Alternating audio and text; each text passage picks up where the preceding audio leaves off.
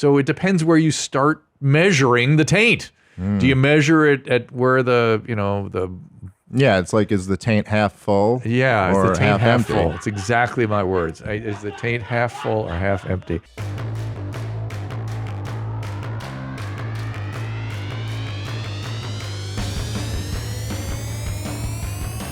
Welcome to Dr. Drew After Dark. Please be advised that Dr. Drew After Dark may contain sexually oriented content and be unsuitable for young children. And welcome everybody to Dr. After Dark. We appreciate you being here. We appreciate you keeping the winds in our sails so we can keep doing this show and supporting the people that support us. Today, the one and only Dave Smith, Legions of Skank. He's got at Comic Dave Smith on Twitter and at The Problem Dave Smith on Instagram. Also a New Year's Eve show where he is headlining at the Comedy Club, the Comedy Store with Comedy Louis Store. J. Gomez, who you've had on. We've had Louis J. Gomez on here, and I'm still looking at some of the clips of his appearance and shaking my head. So, yeah, he's a maniac. He's a maniac, but. So I had a bunch of things I want to personally talk to you about. First I get all your plugs out there. Libertas special, you want to put that out? What's that? That was my hour special I put out a few years ago. It's up for free on YouTube if anyone wants to check that out. And keep going. What's up of that? Legion of Skank, New York. You live in New York? Yeah, born and raised in New York City. Is that where you live? Well, I'm out. I'm a refugee of New York from the great COVID insanity. So I live out in the burbs in Jersey now. But I was born and raised, lived there my whole life. It's interesting. I was there just this last week, and I noticed it just looking like, somebody comes into the city every couple months, less young people than I'm used to seeing. Like a lot of young folk just stayed out of the city once COVID chased them out. Yeah. Kind of interesting. Yeah, well, it's like really tragic to me. I mean, the city's been just destroyed over COVID. And it's so much worse than it ever has been, and it's more expensive. Yeah. You're paying more for just what? Because there's more homeless people around or something, so this is what we're paying for? More zombies. And it's insane, man. I mean, like people I know who are making like $200,000-$300,000 a year are like, yeah, I don't know if I can afford that's struggling, this city, Yeah. And so then I don't even know, how would a young person even think about living in New York City? And I'm sure there's still cool things that people want about New York City, I'm sure, but I'd have to imagine for so many of them, they're like, yeah, this just isn't practical. Yeah, makes sense. One of the cool things is Legion of Skanks, which I wanted to tell you how much I enjoyed doing that show with you guys. We loved having you on. I didn't know what I was getting into really, but I thoroughly enjoyed it, number one. Number two, back to our buddy Lewis, how the fuck do those guys smoke so much weed and stay so sharp? And you were with them, weren't you smoking some weed with them? No, I don't smoke. I'm the only one who doesn't smoke. They smoke a ton of weed. Crazy, dabbing and going nuts and sharp as shit the whole time. I couldn't believe it. I could barely keep up with them. I was not smoking weed. Well, it's a weird thing. Like weed, I used to smoke a lot of weed, and I stopped a few years ago. But it's a weird thing where like if you smoke a ton of weed, then smoking weed is just kind of like having a glass of wine. But if you don't smoke weed, if you're not cross-training your body for weed, and then you just take if I just took one little hit of weed right now, as I haven't smoked in years, I'd be like on Pluto. These guys know I was at a famous pot smoker's house and thought I'd be one of the cool kids, took a hit and had just an insane toxic reaction. I was like had Parkinson's and I had to leave the party. It was just terrible. And you're like, nothing about this is fun. Nothing. This is not enjoyable. Nothing. It was horrible. It was played old horrible. That's like once you get out of smoking weed for long enough, you're like, I would actually have to work to get back into this. I'd have to power through the first couple months of being miserable in order to get back to enjoying this. And the first time you and I met was at the Freedom Fest. That's right. We were in South Dakota together. Both you were emceeing this big thing, and I was speaking there. And at the time, it struck me as a little odd. It was kind of I was intrigued by everybody, but it seemed like a different group. Now they seem like reasonable. But compared to how things have gone in this country, right? I think I'm like a hardcore radical libertarian, and I understand to a lot of people we do come off as, you're like, well, this seems a little bit crazy. Until you see how crazy the establishment is, and then you're like, oh yeah, look at that. Yeah, it's too much government. Got it. I got it. Yeah. It attracts a certain everything in politics attracts these people that go to excess. It's the excesses that are the problem on all sides. Sure. But the libertarian excess is sort of a kind of an interesting group. It's just, they were just different. It is a very interesting group, yes. But the mainstream, I always kind of thought I was sort of libertarian, except the mainstream libertarians I know don't have a heart. You know what I mean? It's like, they're just like, oh, you have a problem? You deal with it. The government's not going to deal with it. It's like, yeah, which it seems to me always to be like the wrong way to approach it.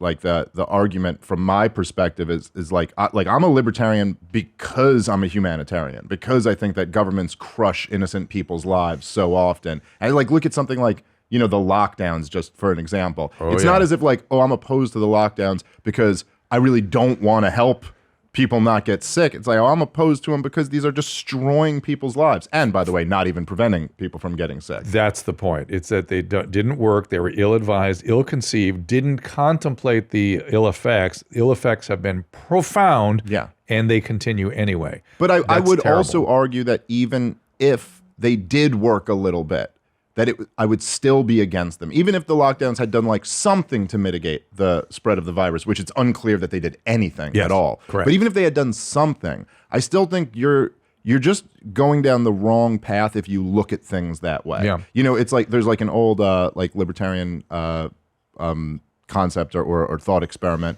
where they'd say, so what if you're a perfectly healthy person and you go to the doctor's office for a checkup, and he knocks you unconscious and harvests all your organs and saves 7 people's lives with those organs, which you could do, theoretically. Right. Now, would you just take the utilitarian approach to that and say, well, more people were helped than were hurt? Or do you just go, wait, no. Sorry, there has to be a baseline of like, you don't have a right to do that. Right. And I think that if public health officials wanted to advise people to stay home or advise them to close their businesses or advise them not to have a funeral for their father or whatever, fine. But I just, at a certain point, it's like you either believe in liberty or totalitarianism. It really is kind of a binary. Either you have a right to tell people it's a crime for them to work or you don't.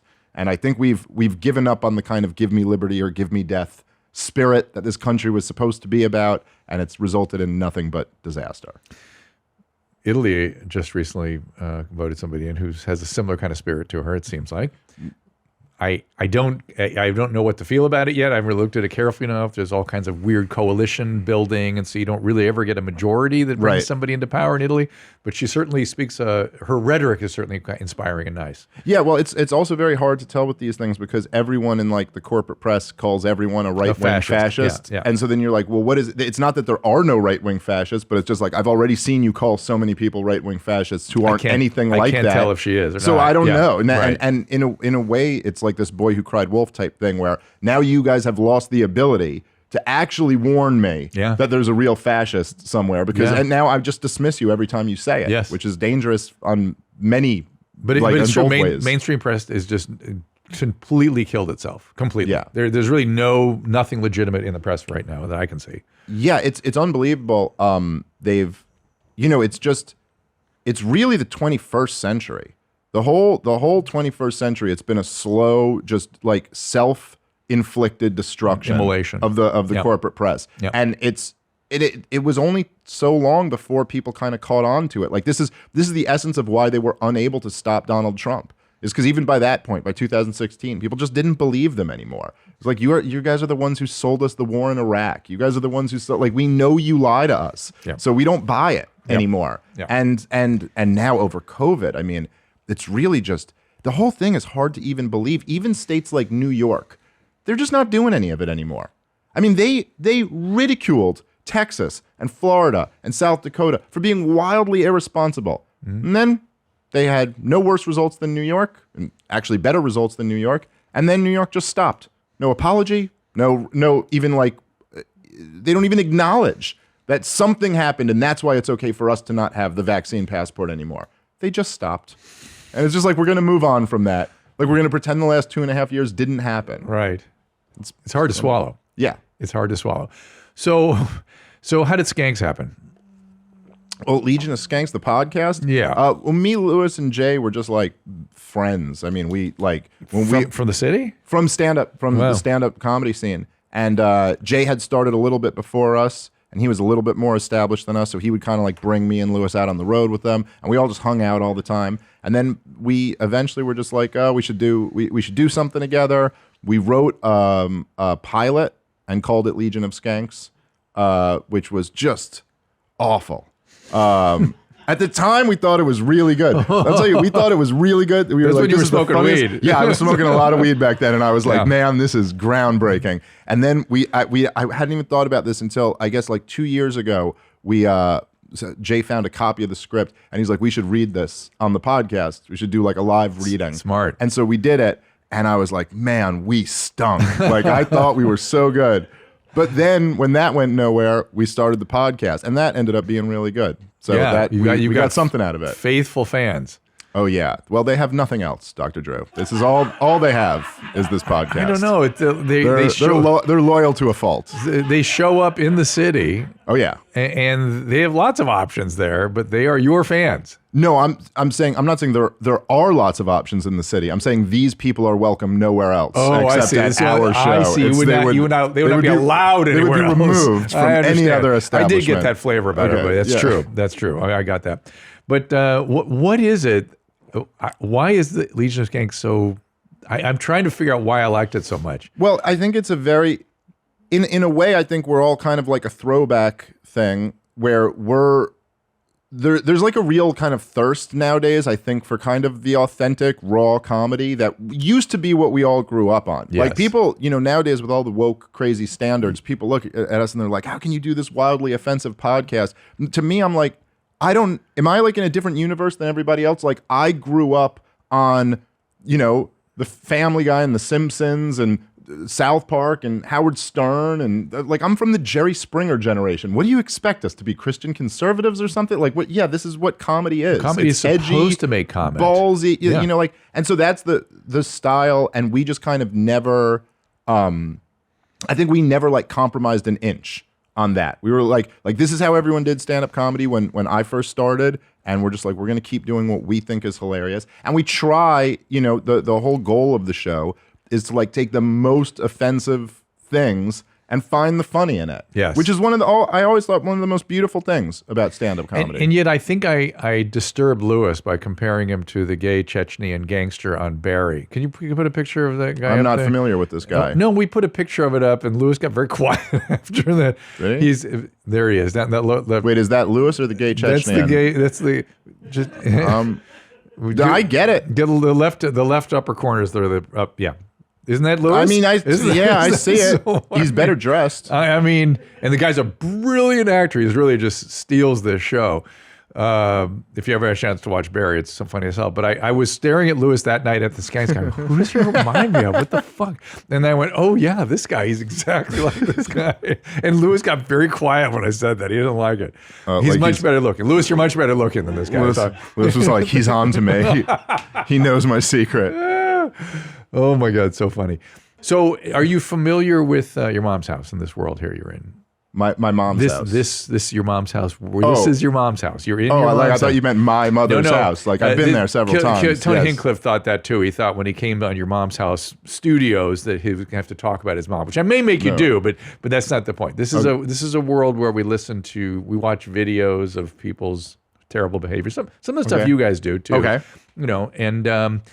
And I take voicemails and emails and answer questions, and then you can help me answer some of those questions. All right, sounds good. All right. But before we do that, I want to hear a little more about your history. So where in New York did you grow up? Brooklyn, born and raised. Which city? Which part? I lived in Park Slope and Prospect Nice. Heights. I moved around a lot. Very nice, though. Yeah, not bad. Well, it wasn't then what it is now. It was always like a nice area, but it wasn't like now you got to be like a millionaire to live there. It was very like kind of middle class when I grew up. It wasn't the bad part of Brooklyn, that's for sure. No. Although, it was never that far. I was like when I lived in Prospect Heights, it was like, 5 blocks to Crown Heights or something like that. And they were kind of wild over there. But you know how it is in New York City, it weirdly kind of stays there. Occasionally, you get mugged by someone who came from there to come pop in and say hi. But it was cool. It was a cool place to grow up. I loved it. I have very fond memories of it. Are your parents still there? No. My mother's in Manhattan, but they all got out of Brooklyn at some And your point. dad, they separated? Or they? Yeah, they got divorced when I was like 3.5, so I don't really have a relationship with my dad, Dr. Drew. Now that I'm in my mom's house, I feel like I can open up about He's this. going to start crying in a second, but that's all It's right. just like, why didn't he ever care? Is he one of these guys that came back now that you have some success? Oh, he hit me up like a couple times recently. It was after he lost everything in in '08 in the finance, and then he hit me up and was like, "Hey, so here you've been on TV. What's going on with this?" But no, we haven't talked in a long time. Men hate going to the doctor. Usually they're dragged in by their spouse or significant other. And I deal with this a lot in my practice. The fact, though, is that most men's simple problems have simple solutions. And RexMD makes getting generic and branded Viagra or Cialis easy. Everything's online, even the prescription. They deliver it to your door. No office visits, no talking to a receptionist. Super simple, right? Did you know Viagra can cost around $90 a pill? But with RexMD, they have generic Viagra for just as low as $2 a pill. Just fill out a quick medical questionnaire on their website. A physician will review your situation and prescribe the generic Viagra if appropriate. Your medication gets shipped right to your door with free 2-day shipping. Fast, simple, cheap. You can access your U.S. licensed RexMD physician anytime you need thereafter. RexMD has helped over 300,000 men get generic Viagra quickly and conveniently. RexMD just works, and it works the very first night. Starter packs of generic Viagra or Cialis are now available for our viewers, but you've got to go to rexmd.com/afterdark to get started. That's RexMD, RexMD.com/afterdark. Are you doing some television now? Well, I've been doing like the cable news circuit for years, so they use As me a on pundit, all that stuff. as a commentator. Yeah, the comedian, libertarian guy. Which is fun. It's fun. I feel to a do niche. You should go on Gutfeld. That would be an interesting. I've been on several times. I love Greg good. Gutfeld. Yeah. I'm a big fan, and he's a fan of mine as well. Okay, good, because you'd fit in with that whole world. Yeah. All right, and so did you go to school, college, or? I dropped out after a year and a half Where were of you? college. I was in Hartwick College in Oneonta, New York. Was not for me. I went for a year and a half. I think I stopped going. Didn't really go for the last half. Kind of just went to some classes and then bailed. But yeah, I did not like college. Dropped out, and shortly after got into stand-up. And It's more never my looked speed. Never looked back. It's funny. I was telling these guys last week that the idea of going to college and not attending class is one of the most unpleasant feelings I could imagine. Oh yeah. It's the weirdest thing. I can't tolerate it. It's Yeah, very yeah. strange. It was and it was stupid. It was stupid for me to go to begin with, and it was the smart move was for me to drop out. It was just wasting money for no reason. Yeah. And that's why with all the talk about like student debt forgiveness and all that it's an interesting thing that I've seen at least a lot of young people. At least the benefit of all of it is that they're starting to go, hey, should I go to college? Like, is that such a given? Oh, is that's- it such a given that I should go, spend myself into like $100,000 of debt before I'm 21 and just that's how I start and go for this 4-year piece of paper that gives me no real tangible skills is simply just like, oh, because I have this paper, maybe someone will give me more money. Yeah, no, my son announced to me that he goes, look, when I have kids, unless they want to be doctor, lawyer, accountant, or academic, career in academics, no college. Yeah, I mean I think that's like I would just say like with anything else, right? Like the same way if they were like starting a business or something and or whatever it is, if they go, look, I got to go $100,000, I got to spend $100,000 for the next 4 years, my life between 18 and 21, and you'd be like, okay, well, what's the plan?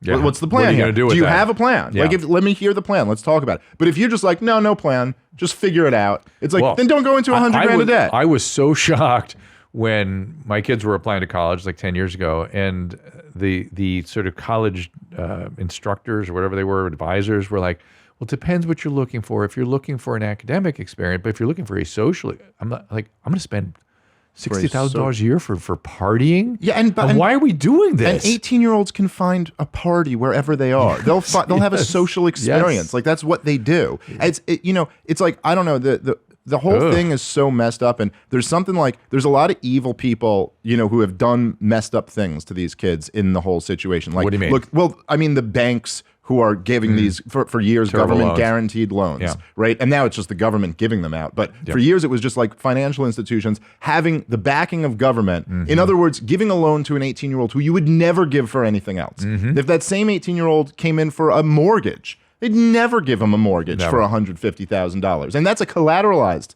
loan where they could actually take your house. Now they're giving, so that's just recklessly irresponsible that they're profiting off of that. And then the politicians who are like, bragging about how they've gotten all these kids in college. But just think about like all these people at the universities. Like, I remember when my brother graduated, he's much younger than me, but I remember when he graduated, go to his graduation, they'd be reading off the names and then what they majored in. Just one after the other. Gender studies, environmental studies, gender studies, like all these things that you're telling me not one of these adults in this university had the decency to look at one of these kids and go, hey, look, you may want to think about this. You may want to think about whether it's worth it to give us $150,000 for a gender studies degree. Yeah. Like none of them even said. They just took their money. They'll teach them anything, feminist dance theory or whatever the hell they're majoring in. And to be fair, you're picking gender studies, but there's probably 150 other worthless majors. And you're like, okay, so what? There all these things, these like Ponzi scheme like things where it's like, oh, what can you do with this? You can teach someone else to do this. You can do this until there's not enough suckers left to major in this. I at one point was very big believer in teaching kids, analytical thought and careful writing and reading and stuff. But I'm not sure. I thought you could do that with any discipline in academics, but I'm no longer convinced. I could maybe believe in theory that this idea of the universities, that there's say like 1 or 2 or 5% of our smartest kids really should go and go study for 4 more years and read all of the great books and learn how to write and learn how to think. That's not what they're doing, but though. Also, the idea that it's for everyone. Yeah. That this is just the stop after high school is college. And what is it for the most part? It's a place where people go to like get drunk and go to keg parties and like hook up. It's stupid. And plus, you can get the exact same thing online for a lot less. It's all available, like everything. Every piece of knowledge in human history is basically on your phone. I still believe in teachers. I still believe teachers are important, but there is a whole sort of gig world of online teaching. Yeah, you can just hire it per hour, and you get much better teaching than you would at the university for literally a thousandth of the price. Yeah. So how long can this thing keep going? The market will take care of it. Well, which is what I've been saying. The market's got to take care of it. Yeah, and the market would have taken care of this a long time ago. It's like it's the government intervention into the market that props up the whole industry. So it's like if they just stopped giving out the loans and went just create a real market where the college would have to provide enough value that it was worth it to spend the money, this whole thing would be corrected very quickly. Do you know who Michael Malice is? Oh yeah, I'm going to his house tonight. I was hanging out with him last night. He's like one of my best friends. Okay. Yeah. I disdain anarchy. And I heard him talk the other day. I'm like, I agree with him 100%. Yes. I agree with everything he's saying. And I'm like, how can that be? I'm so confused. So I'm dying to talk to him. Please, it doesn't have to be, I'm going to pull him onto a different... I think he told me he's doing your Good, show. He got booked. Okay, yes. Good. But he was like, he lives here in Austin. I was like, I'm doing Dr. Drew tomorrow. And he goes, no, he's in LA. I'm going to LA to do his show. Different and show. He was like, and then he was like, wait a minute, how come I got to go to LA? And you can do it right here in Austin. First of all, he doesn't have to go to LA. He can do it by Zoom. Tell him that. Okay. I'd be happy to take him by Zoom. But I'm totally fascinated by the guy. He's brilliant, and he's also a really great person. And that's what everybody says. As much as his conception of anarchy, he is right about it. No, I completely agree with him. No, his fundamental question is: do governments, upon what grounds is there a philosophical argument for giving governments the rights that they have, essentially, or that they claim? Right. And he just doesn't exist. That is the truth. That to me, that's the fundamental libertarian insight. That's what I thought too. So I want to hear why it's anarchist. It's the logical conclusion of libertarianism to me. It's like you go, look, if a government claims a right, and then their claim is that they derive these rights from the people. Right. Well, how can people give a group rights that they don't themselves have? To steal from each other. Right. If we can't tax people, like I can't tax you, where exactly does government derive this right from? And once you realize that the goal ought to be as voluntary a society as possible. Now, how exactly you achieve that, how far you can push that is debatable, but certainly that should be the goal. That if government is providing a service for you, well, then why does it need to be provided by force? Why can't they do what everyone else does, which is compete for your business? That's right. You know, I mean, like if the police are the security, I'm sure all of us would be willing to pay for property protection, you know, like, but when we don't have a choice, we don't get a really great service. That seems like his fundamental issue is the stealing of property Mm-hmm. and money, which is like sounds libertarian to me. It's so funny. Well, anyway, please tell him I heard him on Lex Friedman. Do you know Lex too? I met Lex last time I was out here. I'm a fan of his, but I met him at a Rogan show. Oh, he's another one I gotta. Yeah, he's great. And you guys, maybe you guys don't know this also. Peter Attia is another. I'm just a huge fan of his. Which I've been trying to have dinner with him for a little while, and not so much for this environment. I don't think. I can't see Peter Attia looking at some of these videos. Dave, yes. Peter, not so much. We'll get there. We'll get to this. Reminder: I did not say. Please send the emails drafterdark@gmail.com, and of course the voice message is 818-253-1693. Gentlemen, what should we do first here with my friend First thing Dave? we should do is tell Dave to put on his headphones. Yes, Oh, yes, we're going that's to be right. listening to some things. That's a good point. Yeah. We're going to be listening and watching. Kind of feel like a break-in video might be the way to sort of break him in a little bit. Here's break a his nice hymen. break-in video. All right, here we go. Describe what you're seeing. Somebody is shaving their pubic hair on a bus. Is that what I'm seeing? Ding, ding, ding. Yeah. And is that a female? I think it's a female. You know, these days, male, female. These are really archaic terms. These are these are old terms. Yes, you're right. This could be anything. It seems to be wearing a bra, whoever this is, and she's. It seems to be wearing. And I don't know what her preferred gender pronouns are. How let me dare tell you you? something. Those calves ain't female calves. Oh yeah, you're right. But there's a lot of grocery items there, right? You have to really like analyze these things, and it does not look like a U.S. Transportation. It looks like German or something. This is Toronto. Toronto, Well, Canada. I just appreciate that she's got a mask on. Oh, that's right. But actually, It's a little below. That's the most disturbing part of this whole video. That she's wearing the mask below her nose. How dare she? How dare she? That's why. By the way, the woman. Chop instructor with the huge fake breasts on. She would always wear the mask below her nose. That was so offensive to me. I couldn't get past that. I couldn't stand it. It's dangerous to the kids. I'm hearing that might be a gag. I heard that. I saw someone post that basically that teacher was like getting in trouble for not being woke enough For being and toxic masculinity. So this was the response to it. If so, kind of brilliant troll. Please let it be true. Yeah. Please let it be true. So is that it? We just got her shaving her pews in Toronto. Yeah, just a little easy break-in. In Toronto, that's where it was? Yeah. And now I have something even a little bit crazier. We start getting a little bit more into the pronoun stuff. Today I'm going to be teaching you how to use snail's pronouns in sentences, so let's go! The reason that a person might want to use snail's pronouns because this person might feel like a snail throughout this person's gender. That's okay. If anything, we should just be here to love and support this person that needs the comfort of hearing a pronoun. It's not hurting anybody, and it sure as heck is not hurting you. So please, for the love of all that is good in this world, just try to be more understanding of people.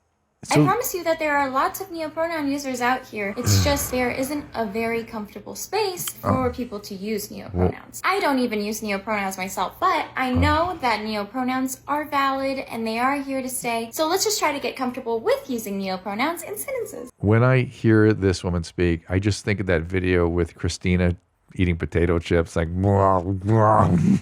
just letting the chips fall out of her mouth. Like, Oh, the one that she got banned for, probably? Yes. But it was just exactly what I feel like when I listen to these videos. Was this a Libs of TikTok one or no? This handle is Lesbian Snow White. Oh, okay. So this is just actually her. I think so. So I love her, but I, like I said, want food to vomit to fall out of my mouth when I'm listening to her speak. Sure. But these people have been around since the 60s. We just called them hippies back then, or then we called them Hare Krishna, and then we called them... this is just the new incarnation of this same personality, I'm realizing. Yeah, I think you're right about that. I think that the major difference and what is really a kind of fascinating social psychological experiment, which I think is turning out to be a disaster, is that now they are they're being emboldened by the establishment. Oh, yeah. So now it's not as if this is like a counterculture thing to do over there in the dark. They're actually being encouraged Yes. by every like major institution, every authority factor, every authority, is like encouraging them to do this and demonizing you for even daring to criticize it or to say like, hey, this is a little bit crazy. And so that's what's really interesting. That's one of the things about these TikTok things and like libs of TikTok, that account, that are so interesting, is that it's almost like no one really gets to see the boots on the ground in this movement until the internet starts it. You sure. see like the politician, Yes. or you see like, the woke JP Morgan Chase commercial. But now you actually get to see like, oh no, these are the actual people. And I think there's a lot of mental illness going on here, and I don't think the healthy thing. You're a medical professional, not me, but I don't think the healthy thing to do with mental illness is to like encourage it and validate it and say, yes, all of your delusions are in fact real. That is not just something in your mind. You are that. We've just been through a gigantic delusional phase Yeah. in the world, strangely, Yes. which is hard to understand how that happened, but I'm trying to come to grips with it. Number one. But number two, this isn't mental illness in the sense of serious mental illness per se. It is something. And it often makes me sad because it's usually bright people whose minds are being used in ways that are extremely non-productive. Yeah, It's just like extremely non-productive to gratify something that is sort of off. Well, and isn't it just incredibly like outrageously narcissistic? Yes. It's Always. so inwardly focused. All roads lead to narcissism. I mean, it's just All roads. like your entire thing you're talking about is your own identity and how you feel and how you dress and how you look. And it's just like, at any point are you like, hey, there's a world out here that Yes. does not revolve around you. And in fact, you are a member of the richest, most privileged, generation in human history, because generations of men and women worked their fingers to the bone so you could have this. So maybe focus on like what you're doing to help other people. And again, look, I'm a libertarian. I really believe like people have the right to do whatever they want to and call themselves whatever they want to. But at the same time, other people also have the right to be like, hey, stop being such a self-absorbed jerk. And like, and no one's, and the fact that we're demonizing that, it just like, it doesn't allow for the correction.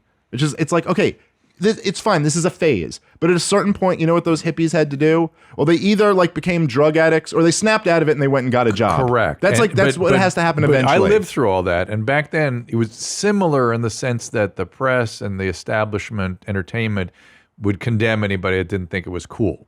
Okay. I mean, just look what happened. Let's just look at media from 1963 to 1968. It was 5 years. 1963, you had, Huntley Brinkley Report, the guy with the small, skinny black tie with the horn rim glasses. In 68, you have Laugh-In with the big, crazy daisies and stuff. Yeah. And that was everything by that point. And if you weren't a part of that, you were uncool, man. There was something wrong with you. You were part of those establishments. So, but in a way, isn't this, so that's really kind of like the origin of this experiment. And now this is almost like the next, generation. It's a new incarnation of it, and I thought we'd been through it, and it didn't go well. It didn't go well. And by the way, it gave us the 70s, which just freaking sucked. They sucked ass. They were terrible. Maybe some good films were made during the 70s, but that's about it. Yeah, some decent music. Some decent, not even take a good look at that, but there's some good comedians, kind of, and some good movies, and that's it. Just look at architecture and cars, and yeah, no, not good. New York City. Yeah. Well, also, I think that in the hippie generation was kind of like, it was a revolt against their parents. Yes. But their parents were, these kind of like very, kind of rigid, Yeah. and standard nuclear family, like very heavy, like gender roles and all of this stuff. Yes, everything and very so rigid. they could like rebel against that, but then kind of come back to maybe a little bit closer to that. But now this generation, almost all of these people, they grew up in single parent households. Many of them, if not most of them, have been medicated since they were little children. It's just there's and they've also grown up with, all of these forces that in the 60s, I think, and you're talking about not even, as you point out, not even in 1960, like in the mid to late 60s, We threw off these shackles of things Yes. that were with humans for thousands of years. Yes, and announced that we'd figured it out now. Yeah. Now we understand. And we've Same shit you're hearing today. Yes, and we replaced it with nothing. Well- it's not even like there was a like I'm just saying, like, the idea that you wouldn't have these forces like religion, chivalry, gender roles, man. like all feel however you feel about them. They were with humanity forever. And to look 100%, and it was all gone because we now figured out what Yep. the truth is.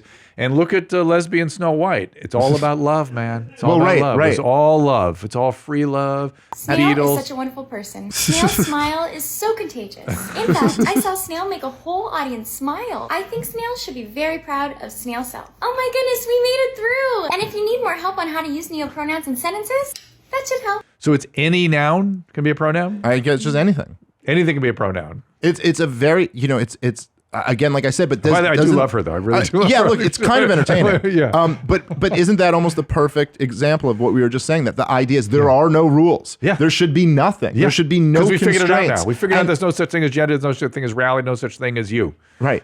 and with this kind of arrogance of everything about the past is like, well, because they were sexist, racist, right, awful. right, everything. Like nothing of like, let's learn like some wisdom from the past. Maybe they got some things wrong, but maybe they also handed us civilization. Yes, So let's see yes. like what it's, and yeah, I don't know. From my perspective, this experiment is not working out well. Bill Maher called that, much so we have ableism. We can't look at the world through our functioning bodies because that's Right. ableist.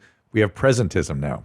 Yeah, I saw that rant. I thought that was a very good point Yep. that he made. It's incredibly narcissistic. The center of it is that It all I would have roads- been the good guy all throughout history. All roads. And the truth is that if you are on board with whatever the dominant cultural narrative of your time is, odds are you would not have been the good guy when the dominant cultural narrative was really horrible. Like odds are you wouldn't have been an abolitionist in 1840. Overwhelming odds are. Yes. Not Yes. just 50-50. Abolitionism, God bless them, literally, was considered way outside fringe, like tiny percentage of people who dared to think something so ridiculously radical. And it actually took like a real risk. There were like lynchings of abolitionists and stuff. Like it could really cost you your life. So you had to actually be willing. I was in Harper Ferry last week to do Tim Pool. Okay. And I reflected on all that. You know, Yeah. I mean that's where John Brown did his thing. Well, it's that if you want to like, this is important. This guy Tom Woods, who's like a brilliant historian, and he wrote about this in one of his books. And basically, the point he made was kind of like on what we're saying. He goes, look, I think he wrote the book in 2014 or something, and he goes, look, if you're against slavery in 2014, that is meaningless. Like 100% of people are against slavery. There's not 99.999% of people are against slavery. He goes, but if you were against slavery in 1840, that really meant something. You know, like you were really taking a risk. Oh. So the question almost should be, what position are you willing to take, you know, like based on like your moral beliefs that would actually carry some risk with it, that would actually like really could cost you something and is unpopular, but you believe it's the right thing to do anyway. There's That's the lots question. of well, I'd like to see what that is on the sort of woke side. There's a lot of options on the non-woke side. Yeah, that's for sure. Because you can get hurt really easily by standing up for what you believe in. Let's get into some really sexist shit here, can we? All right, yes, I know please. you're good at this. Come on, Dave. It's my specialty. It's the kingdom of, it's the skanks, man. The skanks are known for their... Why no masculine man wants an alpha female? The term alpha female is just a nicer way of saying masculinized woman. A woman who leads, a woman who's strong, a woman who's intimidating. That's a man. The masculine man doesn't need or want any of those things in a woman. He wants a woman who's soft, a woman who's receptive, a woman who's vulnerable, a woman who's permissive, a woman who follows his lead. A masculine man wants a feminine woman.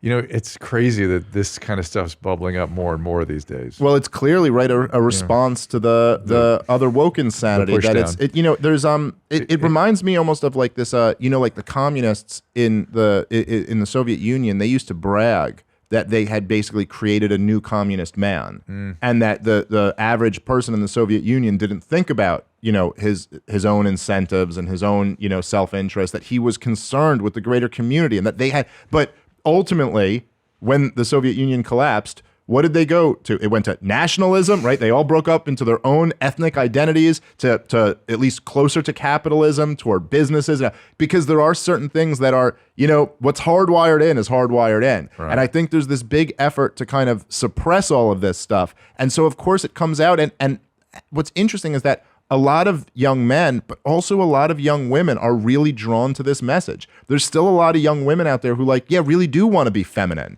And it's certainly a lot of young men who want to be masculine. I've actually been hearing more on the women's side lately. Yeah. I'm like, I really want a guy that kind of this way. And I don't think we should talk about that as toxic. I miss it. I like it. Yeah, there was an interesting article from a young woman who's, I believe she's at Reason magazine, but the article she wrote got picked up in the New York Times recently. I'm blanking on the title, but it was basically a whole piece. She's like 20 or something like that. It was basically a whole piece on how her and all her friends are miserable in hookup culture. And they hate it. Sure. And that all of the guys have adopted this, what do they call it? Continuous consent thing, where they have to, this is the standard they teach in college now, is that you not only have to verbally ask, actually the words have to come out of your mouth. Yes.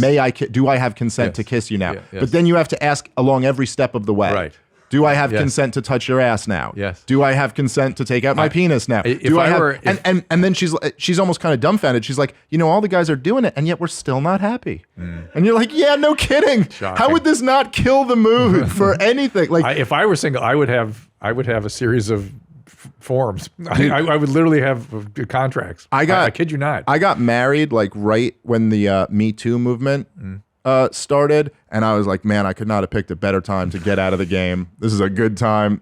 Goodbye. I don't know how to navigate these waters, but I do think, well, again, this may not be true for 100% of people, what this guy is saying. Yeah. But it is true for the majority of people that these archetypical kind of, models are more or less true. And that I don't think it's quite as strict as he's saying in these few seconds. I mean, I think there's lots of areas in my marriage where my wife leads, primarily with stuff with the kids. She knows where everything is. Yeah, she'll make decisions like, no, we're doing this. We're not doing this. Andy, is my wife alpha, female? Yeah, your wife makes all the decisions, man. But sure. Is she more like the one that is she like the man that this guy's talking about? she's a little that way, right? Maybe after the testosterone. Oh, it's helped out a lot. Because I find a lot of those qualities that he's talking about, other than being a male, kind of appealing. I like them when they're kind of that way. Sure. I like that. It's fine. It's the too much soft and receptive makes me uncomfortable. Yeah. Well, that's me. That's just me. I think there's a lot of people who are very happy in traditional gender roles, and a lot of that I think can pretty easily be explained by the fact that they are not, as the feminists would claim, something that's imposed by patriarchy, but in fact that they organically bubbled up from biology and the realities of the world, and that we've kind of, in many ways, this is what we've evolved to be. As I always like saying as an example, a thought experiment for people, but you go okay, so feminism, right? First wave feminism starts what I guess in the very late 19th century. Second wave feminism is in the 1960s. Why was it? We got 5,000 years or whatever of civilization. Why do we wait till then? Why not in the year 1320? Why don't we have feminism? You know why?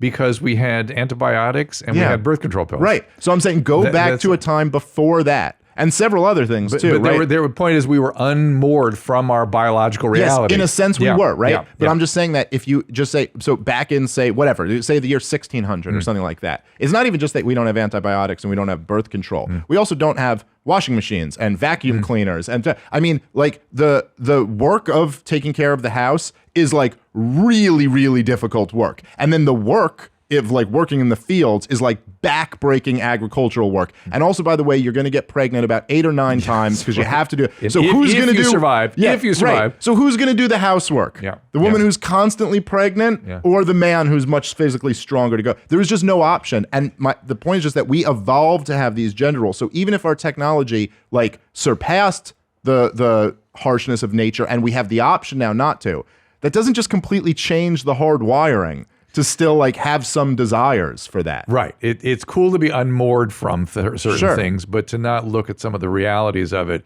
And that's what I was saying about sexual. Will you hear me on this show talk about in sexuality and relationships? There are things that are just so, and we're sort of unhinged from all that, and people think they ought to be able to do a certain thing, but they have real feelings that are different. Yeah. And they have to really sort of accommodate those feelings, listen to those feelings. Speaking of listening, let's get some voicemails in here.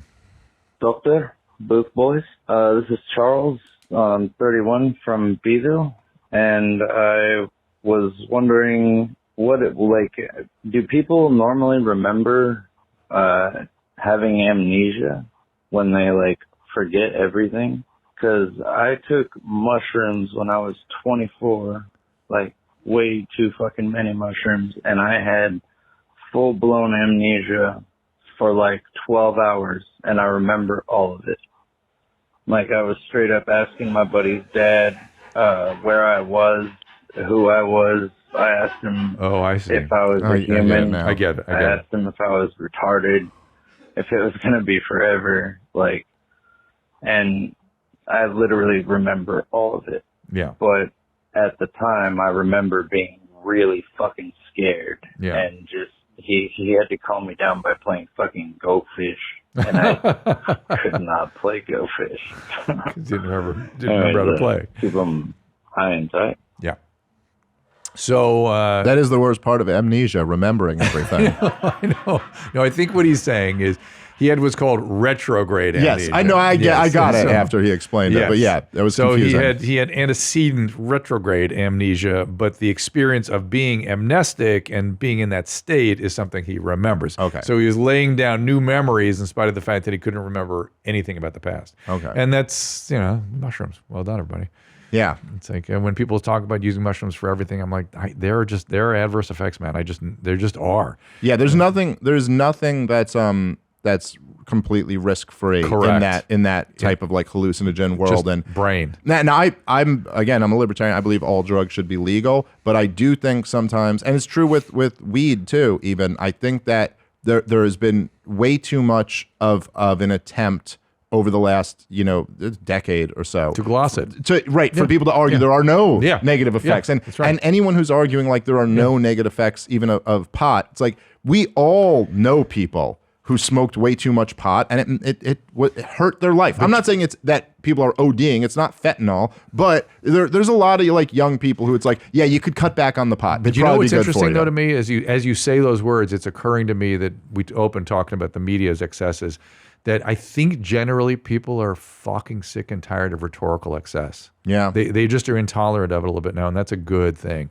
Anytime somebody makes ridiculous, sweeping, over the top declarations about anything, people just kind of roll their eyes down and say, we'll see. Let's, Well, hopefully. I mean, I certainly do see a lot of people making those sweeping generalizations. We do, but a lot of, I think, more and more people are like, I think there are some people who are waking up to it, because the truth is that that's never right. Because you couldn't even say it before. Yeah. You couldn't even talk about it. Now you can say it, and then you can watch everyone go, yeah, me too, under their breath. And it doesn't work either way, right? So it's also just not true that, look, there are positive effects that people have gotten from mushrooms and from marijuana and from all these things. That part's real too. Yes. But it's also a delicate balance, and it's you're messing with your pineal gland and stuff. Right. And it's when I'm advising things, I have to understand the risk reward. I have to really understand it. I cannot make the advice.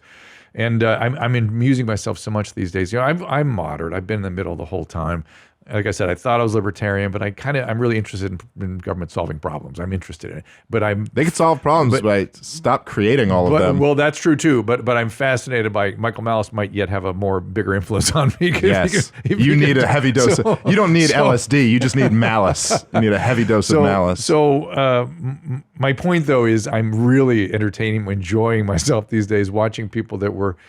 All of my friends are liberal, I'd say, classical liberals, right? And they're all somebody cut them loose, and they're trying to find what they are now. And they something way over to the right. I'm shocked, and it's so entertaining though to watch everybody sort of I thought I was this, and now I'm that. And because we're kind of living through almost the failure of liberalism, and so that's what's interesting is that liberalism now. I mean, to even compare classical liberalism to what the word means today. It's like a monster of its former self that resembles nothing, and in so many cases is like the antithesis of what liberals were supposed to be. That's about. why they're ending up somewhere else where they're shocked where they're ending up. You know, they're ending up that they're on the right at all is shocking to them, and most of them are sort of center right, and some of them are way over there.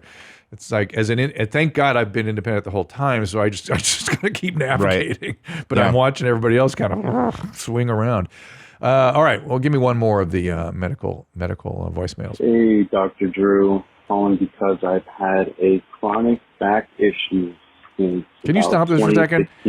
Everybody's been sounding depressed as shit lately, and that it gives us voice messages. Is our listeners okay? I think I've just been picking the wrong ones. Here, let's. You know what? It's also also maybe female. It's women. The women are much more gleeful. Sorry, Drew. Here, let's maybe switch over to. Let me see. Oh, we might not have any from women right now. Oh, dude. Come on, ladies. Come on. Here we go. All right, here's a lady. All right. Hey, Dr. Drew. See? I'm calling real quick because I'm in a heated discussion with my husband who thinks, I'm assuming, like, the distance between my asshole and my vagina, like, that area of skin would be the same, or be quiet, I'm on the phone, or that would be the same or equal to the space between a man's butthole and his balls. Like, our taints are equal size, or about equal distance, you would say, because he's trying to tell me that his balls have never accidentally touched his asshole, and I just don't believe it. Yeah, I don't believe it. That's all. That's a good question. 21-year-old female from Atlanta, Georgia. Did she say 21 or 41? If you could answer this. 21. I'd really appreciate it. Thank you. Yo, thank you. You made my day. Thank you, honey. And they say that the young generation doesn't care about science. Yeah, about important issues. and I like the way my female caller is just like, they get into it. They really want an answer.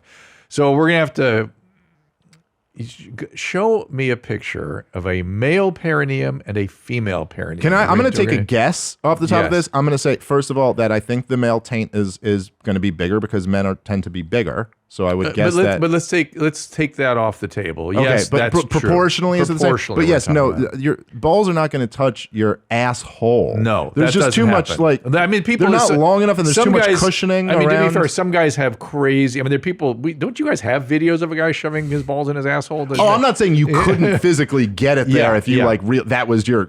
I'm just saying, but that's. I'm saying it's not just going to happen to you. It's also rare. It's rare. It's a talent. It's a certain thing. And that's really not a function of the distance of the asshole so much as the ball's distance from the ground. You know what I'm saying? Yes, that's a good point, It's much too. more about that. Okay, there. The one on the second row left, there. Okay, can you enlarge that in some way? So, the point I want to make is that a lot of that area consumed by the... Okay, thank you. Mm-hmm. So a lot of that area consumed sort of really kind of by the testicles, right? Would be labia. And the labia do kind of attach to an opening, right? And so there's an opening that comes down to where the nuts are, essentially. So there is probably a lesser distance. Now show me, let's look at a female perineum, and you'll see. So because testicles are really sort of where the labia are. They're the same structure, just... I'm following. Yeah. And now we have, okay, here we go. And can you learn? There we go. And you see how the labia come down there. There's an opening there where you would have had testy. So it depends where you start measuring the taint. Do you measure it at where it's sort of a... Yeah, it's like, is the taint half full? Yeah, or is the taint half empty? full? It's exactly my words. Is the taint half full or half empty? It's a philosophical question, But you really. see my point, which is that there is the labia do come down a little bit more towards the perineum or the taint. And so probably that's what your boyfriend is at least talking about. And some women, by the way, have different sort of angles of the vagina. You know what I mean? They sort of come down a little further even. So I'm going to say that your husband's sort of right. That there's, generally speaking, less there in a female perineum. And he's definitely, I would say he's not lying to you about his balls not touching his asshole, which seemed to be hers. She's like, he's claiming this and I'm calling bullshit on him. And I'm like, I'm telling you, I think your guy's a good guy. And he's telling you the truth. I agree. He's just telling just matter of fact. Yeah. I think that's a decent bet. Hey, a week ago I shaved my balls and asshole for the first time in a long time, but now I'm experiencing this thing where every time I sit down, without fail, my ass produces a fart. It's not a hard or loud fart, but every time I sit down, what the hell? I honestly don't know.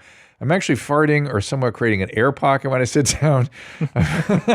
Like the aeronautical engineering. I'm sure it'll go away when my hair grows back, but I'm just wondering what the heck is happening every time. So keep your jeans high and tight, touch my tamper through the friends, etc. Hi, Hitler, etc. So these are just greetings here at your mom's house. Sure. Of course. So I have wondered, when the remnant hair on the human body generally has some kind of function. And like hair in the nose, for instance, people do a lot of plucking and pulling and shaving of the nose hair. And nose hair clearly has an immune function and an anti-allergic function, right? It captures stuff getting towards the more sensitive, absorptive areas of the bone, right? And so when you shave these things off or pull them out, you're kind of exposing yourself a little bit. The asshole, the hair probably has a function too in terms of keeping things back where they belong, so to speak. It probably helps sort of seal things better. And as you see, so there you go. It's just kind of release in some situations. I'm not saying that all assholes function like that, but this asshole functions like that. Yeah, so it's like we said before, everything in life is a trade-off. You got to decide. You want to make little farts when you sit down, or you want to have a real hairy asshole. But you can't have it all. You can't have it all. That's the trade-off between spontaneous farts and hairy asshole. That's the title for today. Matter of fact, title of the show. Pick your path, Western man. Let's see if we've got some more videos to kind of scroll through here. Yeah, here. I got some horrible or hilarious for you. Okay. Do you have any TikToks? Uh-oh. College dorm, right? Uh-oh. Splinter in the eye. Oh, boy. Pretty funny. Boy. It's unfortunate. Yeesh. Man, just ugh, my eyes hurt just looking at it. Hurting yourself when you're doing the absolute most retarded thing you could do. Yeah. It's just, it does make it hard to feel as bad for you, but you're still just like, I remember just how stupid I was when I was 19.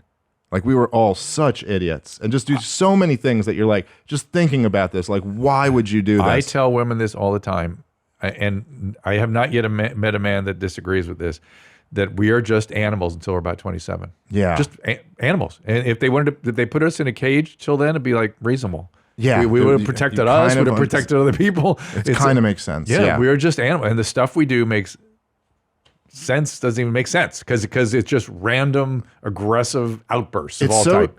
I got two little kids, they're like 4 and 1, so like little kids. Boys? A 4-year-old's a girl, 1-year-old's a boy. And I'm just so scared for that period in their life because you can nerf the world for them when they're little kids. I know. I know I won't know, but you just have to release them into the world at a certain point and go, I know you're still an idiot, but here you go, figure it out. Yeah. And like, it's gonna be bad. Yeah, so getting my doctor to listen. I have peculiar appetite and peculiar sense I don't get hunger pains or urge to eat. I have to generally think about what I've had throughout the day. In the past, I've been able to stimulate sensations of hunger by smoking marijuana. Now, I've bought this up to a few permacare providers, and most have given me the advice of just eat more. Few that have done anything about it order blood work when it comes back normal. They scratch their head. I did have one doctor prescribe me Magestrol, which will stimulate appetite. It worked a little bit. So how do I get a proper help? What do you think could be going on with me? Thanks. Look, appetite is a funny biology. And I don't mean funny, haha. It's peculiar, it's complicated, and it's different from person to person. Some people that are obese have an appetite disorder.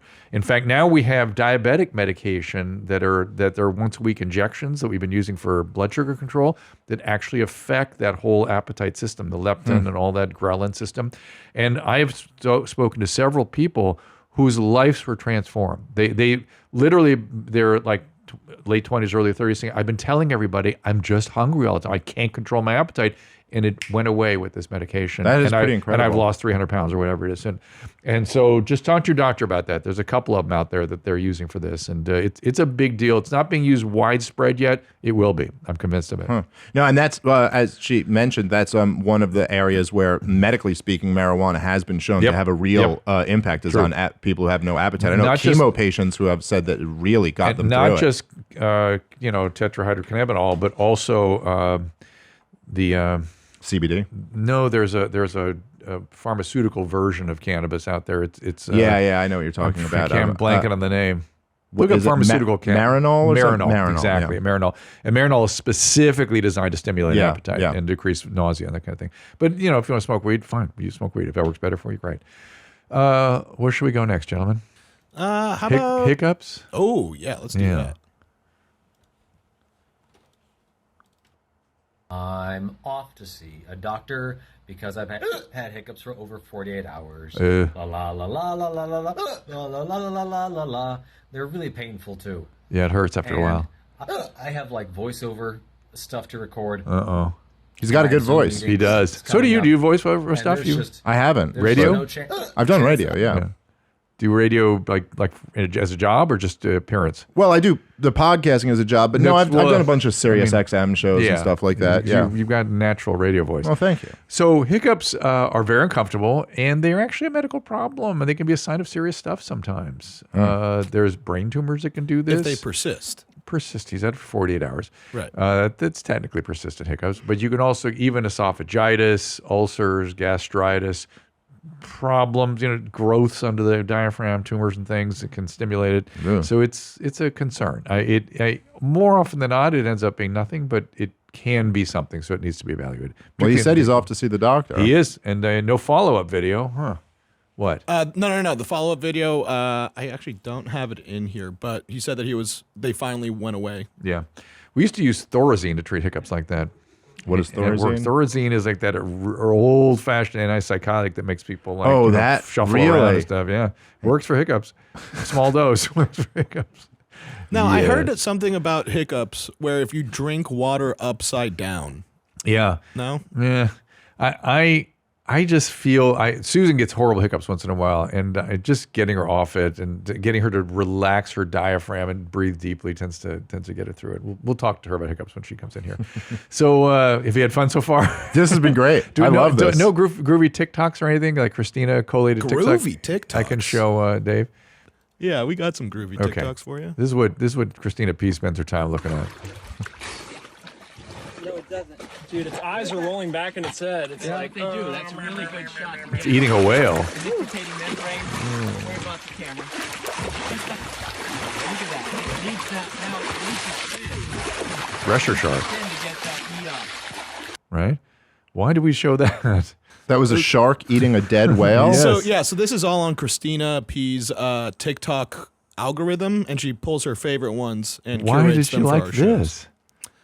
Just keep going. Give me another cool. one. It's educational. Give me another one. This is Christina. Day. You come over here. Come on. There's a lot of this on TikTok. Christina's got a lot of this kind of stuff. So what is your sort of take? What do you think? Well, I'm not going over. No, you're not going on a date. And it's a male or somebody. Maybe it's a snail also, but I don't know. Could be a snail. It could be a snail. It's at this point it's safe to just assume everyone's a snail. Do you ever? They'll correct you. Do you have a reaction to him, her, or him? I don't even understand what's happening here. Who's saying let's go on a date? He is. He's soliciting out there. I mean, it's a bold strategy. I have the same reaction every time. Sad. Makes me sad. Well, it's people are lonely and pathetic. It's all part of Horny Thursday, Horny Friday, Horny Saturday. I know. Sometimes they go all full into weird masturbatory sort of mode, and it's like, I don't feel sad anymore. Give me another. Give me another one. Oh, cobra. Who's going to get bit? The snake charmer or the guy with the camera?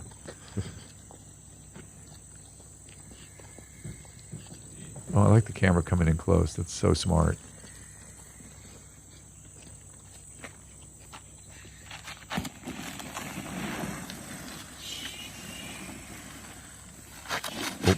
Dude, just let go of it. I know. That's it? Yep. Oh, I thought she's someone getting was into gonna go. animal stuff now? That's just what the algorithm's feeding her. Give me another one. Give me one more. You got it. The algorithm. It's like some sort of... This is day 300 of walking on all fours every day. Heat was definitely a factor today, but since it's the last episode of season 10, I wanted to get outside and do something fun. I started off with some laps, and I still can't believe how much more smooth this looks and feels. I think I'm really starting to get the hang of it. I've been preparing to transition from running to all fours, so I gave that a try. The preparation I've done seems to have pretty paid off impressive. because It is went impressive. I surprisingly like well. that. It's crazy to think that in 2 more months, I'll have been doing this for over a year. Thank you all for joining me on this journey. I like Now, that go kind get of some XP. running XP. I don't know what that is, but I like don't know running what like a it was, dog, kind of. That's what that was. So I had an experience in the Wadi Rum Desert of Jordan. I went and did a reality show where I trained with special ops forces. Okay. And a lot of crab walking. Really, that's what they do. Just as part of the punishment. There's a lot of punishment when you're working for special forces. Anybody makes one wrong move, everybody's punished. And crab walks or duck walks were the typical punishment. Duck walk where you're walking like with your knees, your ass below your knees. Yeah, that's fun. Yeah, it's I good wouldn't times. think so. No. So what else coming up? Let's wrap this thing up. Where have you had a good time so far? I've loved this. Great. I could do this Okay. for hours. Well, maybe we'll bring you back. But anything else you want to say before we wrap this up? Did we get to everything? No, like man, Stern, like you said it all. You said it all. I've had a great time, man, and I'll tell you, all our guys were real excited at the idea that you might be coming out to Skankfest. So I really hope you do. I'm hoping my wife crosses paths with us in the hall here because I'm going to have you kind of work on her a little bit. I will. I will tell you. I will give her my pitch, my scientific. Because I think if not that, can I please come back on Legion of Skanks or both? Dude, you can come back on Legion of Skanks. Let us know next time you're in New York. Absolutely. And just call you and just yeah. What is Monday night? Is it? It's every Monday night at the stand. Absolutely. Let me know next time you're in New York. You'll come back I'm on. coming We'd love back. to have you. Yeah, I was supposed to come back in October. I think it's gonna be more like November when I come back there. But I really something about that show is just tremendously enjoyable for me. Yeah. And it is. And those of you who have not watched Legions of Skank, where can you find it? Oh, it's gasdigitalnetwork.com is that's the website with all of our podcasts on it, but it's up everywhere. It's iTunes, YouTube. It's something to behold. It's something to behold. And if you it is a force of nature. And what a force of nature. It's a good way to describe it. And if people want to come watch it, actually be in the studio there with you guys. Yeah, at the Stand Comedy Club on East 16th Street, right near Union Square in New York City. Every Monday night at 8 p.m. It's a lot of fun. It's a lot of fun. Well, thank you, and say hi to my boys over there. I really miss them. I was just saying I want to bring Lewis back in here, and I won't embarrass him again about the actor from Barry. but it is. I'm on to something there. No, it's pretty spot on. I'd love to bring that guy in someday to shake hands, get the picture of those two guys together. All right, thank you guys for the voice messages and the emails, and Booth Boys, thank you guys as well, and we'll see everyone next time. All conversations and information exchanged during participation in the Dr. Drew After Dark podcast or interaction on the drdrew.com website is intended for educational and entertainment purposes only. Do not confuse this with treatment or physician medical advice or direction per se. You must always follow your medical professional's advice and direction. Nothing on these podcasts or posted on this site supplements or supersedes the relationship and direction of your medical caretakers. Please understand, I am not playing the role of physician in this environment per se. I'm educating. I am a licensed physician with specialty boards in American Board of Internal Medicine and American Board of Addiction Medicine.